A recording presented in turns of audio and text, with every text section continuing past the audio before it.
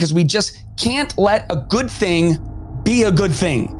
And this is so damaging when the enemy is in the house. The call's coming from in the house. You finally made it in, and the veterans resent you, and the political pundits who have been pushing for women's equality, specifically in sports, for years and years and years, finally have a rising tide, and they're going to do everything they can to diminish it.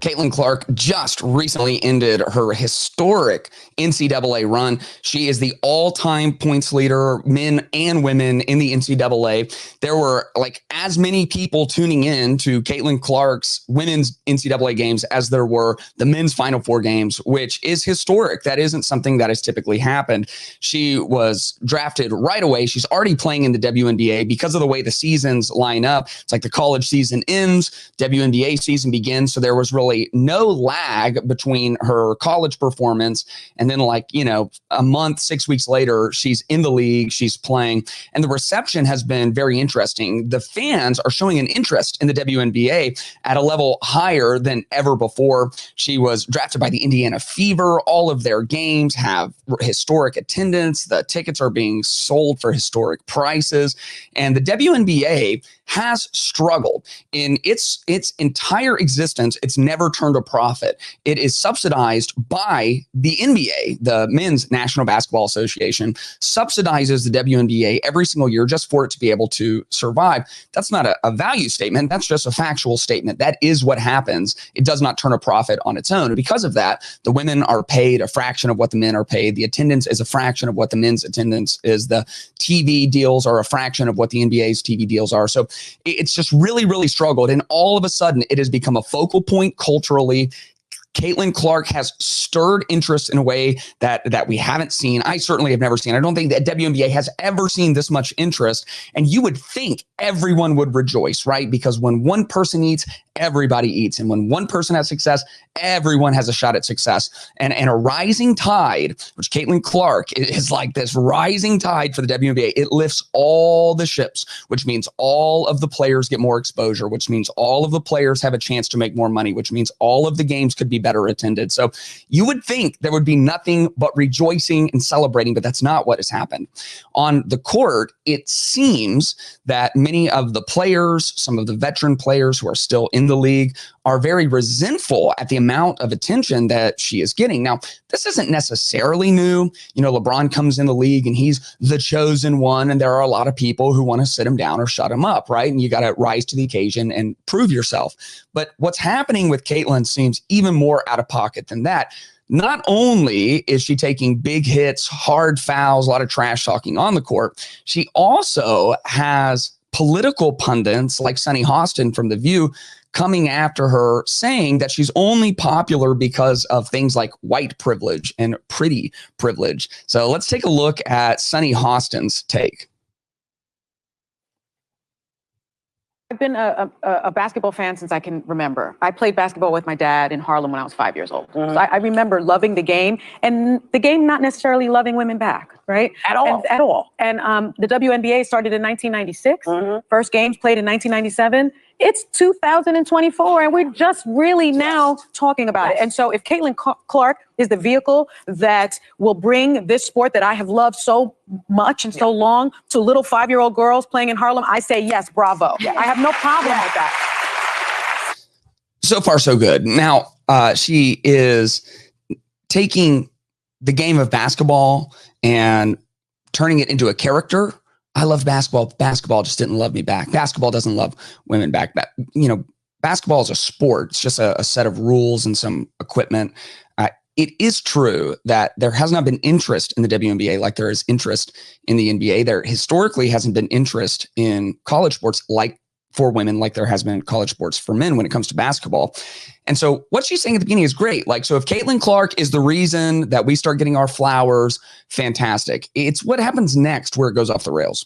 With that being said, I do think that there is a thing called pretty privilege. There is a thing called white privilege. There is a thing called tall privilege. And we have to acknowledge that. And so the part of it is about race, because if you think about the Brittany Griners of the world, you know, why did she have to go to play in Russia? Because they wouldn't pay her. Because they wouldn't pay her. Because they wouldn't pay now because she was black, but because they didn't believe in the WNBA. This is part of my point. So now, you know, Caitlyn Clark is bringing this money, these sponsorships, we hope, into the league, and other players will benefit from it. But I do think that she is more relatable to more people because she's white, because she's attractive. And unfortunately, there still is that stigma of against the LGBTQ plus community. 70% of the WNBA is black.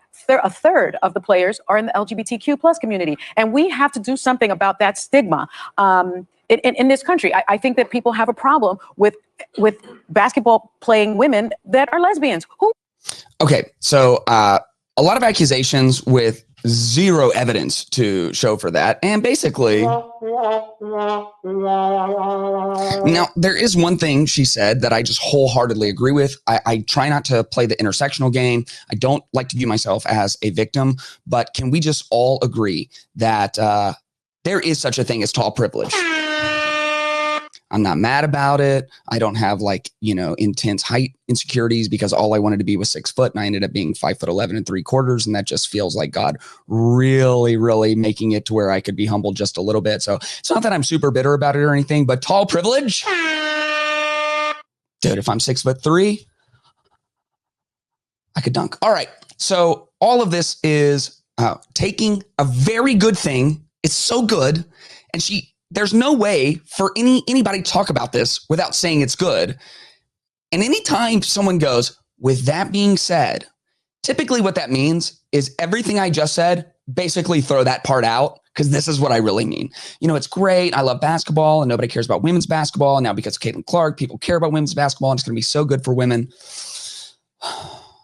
But with that being said, wow, you know, she has pretty privilege, white privilege, tall privilege, Indiana privilege, the privilege of being in Indiana where people care more about basketball than anything other than corn, right? Wow. So we can't just have good things. We have to point, we have to make some kind of intersectional argument. And the idea that when it comes to basketball, are there instances of racist individuals? Yeah. I mean, yeah. The heart is deceitful above all else. It is corrupt, right? And there is racism, real racism, and it should be called out. And those people should be not allowed in polite society. And you should not put yourself next to those people. All the things, right? But to say that racism has held back basketball is just a stretch. I mean, the National Basketball Association is vast majority black men and they're all popular, right? So to say well, because it's black women, I just don't know. I do think the woman part has held the WNBA back and I don't know exactly how to account for that. I have some ideas. I think if I were magically put in charge of marketing for the WNBA, I would quit trying to compete one-for-one with the NBA because there's just a completely different game. I would market the WNBA as what every single elementary and middle school boy and girl should be watching because middle school boys, most of them, cannot play basketball above the rim, but they could sharpen their skills. And a lot of times there is more fundamental skill-based basketball being played in the WNBA. It actually is a very beautiful game for that reason, but they try to market it by showing the 3 dunks that have ever happened in history and pretending like it's as exciting on an athletic level as the NBA. It's just not, right? So it's got to be about privilege. It's got to be about intersectionality. It's got to be about race. It has to be about sexual preferences. It has to be about all of these things because we just can't let a good thing be a good thing.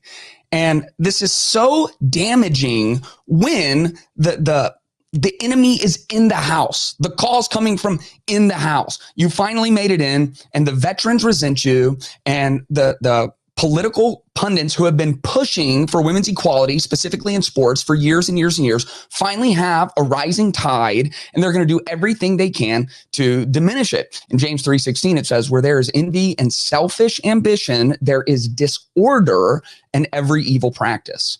Where there is envy and selfishness, there is disorder and every evil practice. We saw this on the level of a kingdom in the Old Testament. In the book of 1 Samuel, we have King Saul, and he was made king by God through the prophet Samuel. And next up is going to be King David. And David is just rising through the ranks. He's becoming very, very popular. He defeats Goliath. He becomes a great military force. And all of a sudden, King Saul becomes jealous. There is envy and selfish ambition, and there becomes disorder and every evil practice. It says in 1 Samuel 18, as the troops were coming back, when David was returning from killing the Philistine, the women came out from all the cities of Israel to meet King Saul, singing and dancing with tambourines, with shouts of joy, and with three-stringed instruments. And as they danced, the women sang, Saul has killed his thousands, but David has killed his 10,000s. And Saul was furious and resented this song. This is like the first diss track. This is Kendrick versus Drake, like, circa 3000 BC. Saul's killed his thousands, but David's killed his 10,000s. Saul was furious and resented this song. They credited tens of thousands to David, he complained, but they've only credited me with thousands. What more can he have but my entire kingdom? He's coming for the throne. So Saul watched David jealously from that day forward. And the next day, an evil spirit sent from God came powerfully on Saul, and he began to rave inside the palace.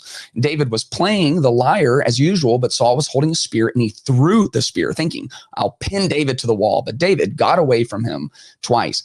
And this fiasco continued for a long time, multiple times where Saul tried to have him killed.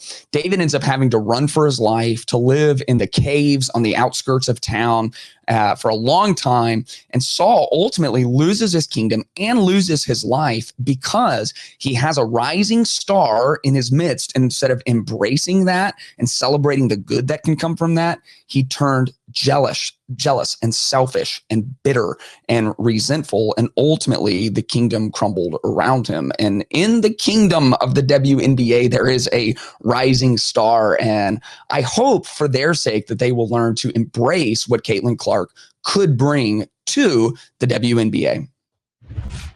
You enjoyed this video, make sure you are subscribed so you can stay up to date with all new content. And if you want early access, exclusive content, and monthly live Q&As, make sure to check out patreon.com/ClaytonTime.